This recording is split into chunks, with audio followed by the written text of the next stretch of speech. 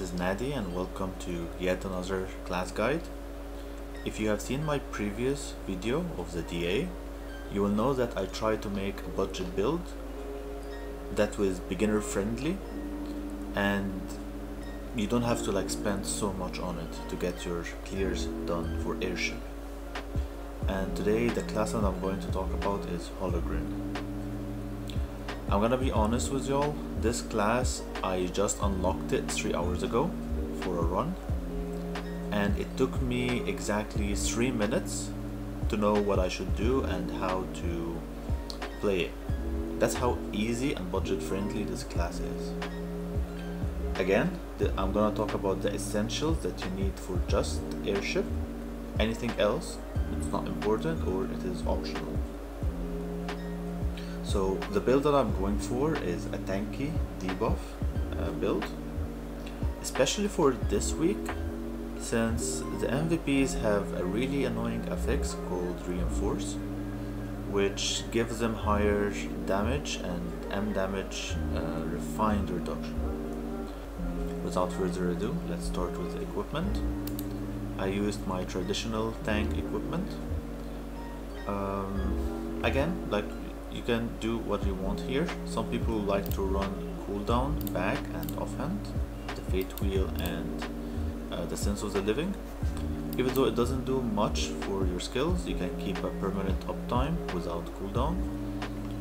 I personally prefer the tankiness. For the weapon, you can use any weapon that you have, it's fine. You can use the Hollgrehenn hammer so you don't get your equipment broken. For me, I just use the alloys to repair my equipment. For the cards, if you want to be more optimal, again, this is something that's recommended but it's not a must. Using Kaho stars, you can use also an LOD on your weapon. I want to highlight this headgear. I have been finding a lot of success with it, saved me a couple of times when I wasn't paying attention and didn't use my potions in time. It's really nice, and don't forget to use Nightmare on it so you are not asleep when it activates. For the other headgears, you can use headgears that boost your team's DPS. That would be pretty nice. For example, let me find it. Oh, this one. It increases the MVP damage for your party. If you want more tankiness, that's fine as well. I went for the tankiness. There is an offhand card called Rebellion.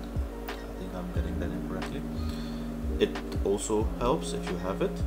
Again, this is an optional if you want to be more efficient. If not, that's fine. You can just slap any tanky gears that you have and go right ahead. Next up, let's go for the skills. And as I told you, I unlocked the class 3 hours ago. I didn't actually level it high enough. I just raided a few instances, got some levels, and that was actually more than enough. I had some extra skill points to spare. And again, sorry for any misinformation I might say. I'm still new to the class, I just learned it 3 hours ago. So first, you don't want anything that is damage related. For example, this skill, I just leveled it to unlock the skills after it, but we're not actually gonna care about this too much. This next skill is really nice for your recovery.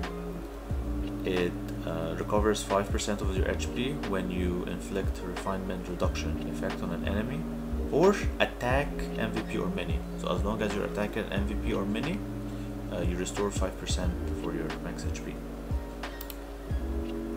Next one is a skill that mainly it stuns the mobs or slows the MVPs.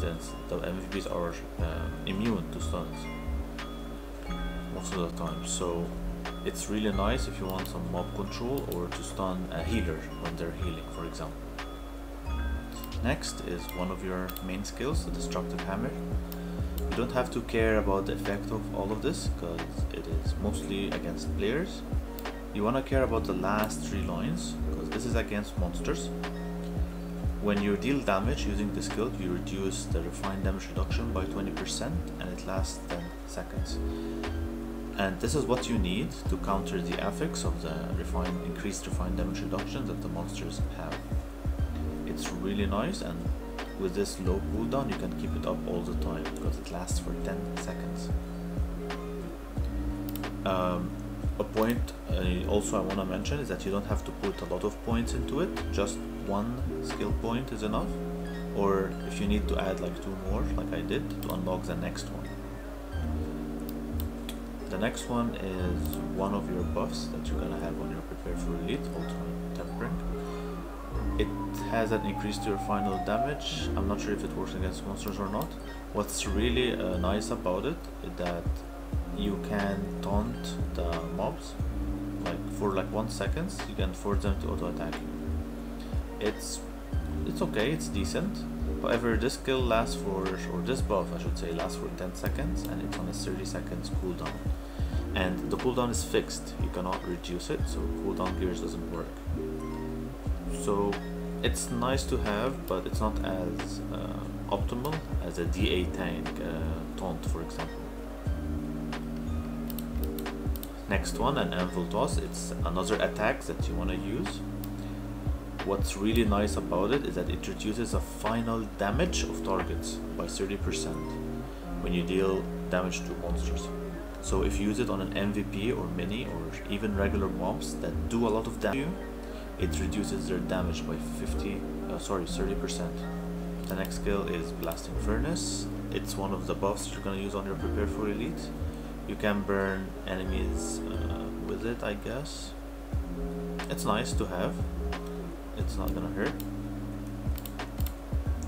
Lucky Refine, it's also decent. You have it on your Prepare for Elite.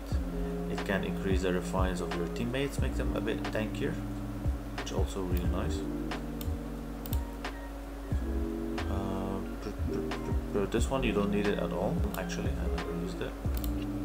This skill is really nice. It's basically the same effect as your Destructive Hammer, the one that reduces the refined damage reduction. However, it continuously uses the skill for a couple of seconds, and its cooldown is actually pretty low as well. Now, why do I prefer this skill more than this one? Because of this passive skill. Remember, the one that made you restore HP whenever you damaged an MVP? So let me show you the difference between both of them. This is the Destructive Hammer first. I restore 65k, 65k, 65k, 65k. If I use the next one, it's gonna continuously use the skill. The healing is faster, and the cooldown is pretty low as well. So I find this more reliable to keep you alive. Now let me get out of here. So which skills do I use in my skill bar? I have my Prepare for Elite with the 3 buffs. I try to cast it like once every 20 to 30 seconds. I have this skill, the Destructive Hammer, but I do not prioritize using it. I actually use this one the most, Focused Mode. And this is also the skill that I have on my auto bar. And next is the Anvil Toss, which is for the final damage reduction of the mobs or the MVP. I use it especially on MVPs that hurt. Play Dead, I don't use that, I just put it here as a fodder. And Stay Calm, I don't get stripped there yet, so I haven't found a use to it yet. So what do you want to do? You just want to spam this one, the Focused Mode. You can have it on your auto, and use the Anvil on mobs to have a chance to stun them, and especially on stronger MVPs to reduce their damage that they do. As for the runes, I have absolutely 0 runes, and you don't actually need runes for that. If you would want to get any rune to be kinda more optimal, I guess, let me tell you which one. This one would be nice to have. increased duration on your lucky refine buff.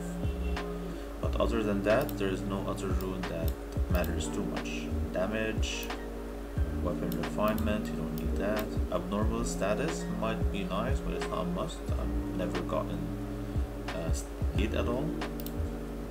Movement speed cap, we don't need movement speed that much. And pen, again, it's damage, we don't need that. So I just put on attribute runes that make me tankier.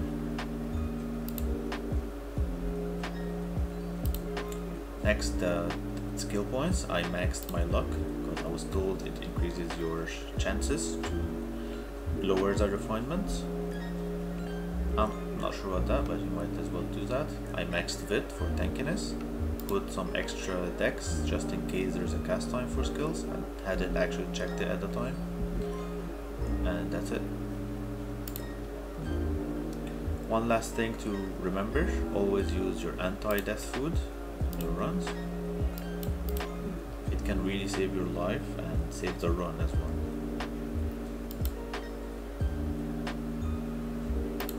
That's it for my budget Hollgrehenn build guide. If I find a chance to post a video of a clear for any floor, I will post it and add it to the description so you can have an idea about what to do during the run. But it's pretty simple, you just hit the MVPs with your hammer and that's it. Thank you for watching and see you for the next one.